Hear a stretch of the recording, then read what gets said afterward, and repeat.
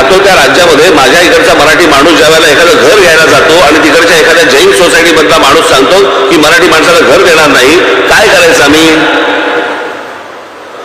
तामिळनाडूमध्ये करून दाखवा,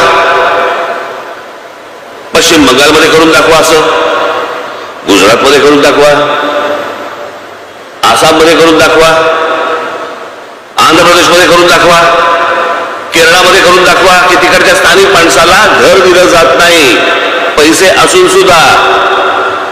हे महाराष्ट्रात काय होतं? कारण आमचं बोटचेपे धोरण, आम्हीच पहिले मागे हटतो.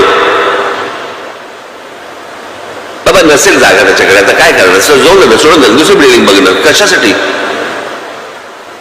जागा असताना, परवडत असताना कोणाला वाटतं, कोण म्हणतं की मराठी माणसाकडे पैसे नाहीयेत?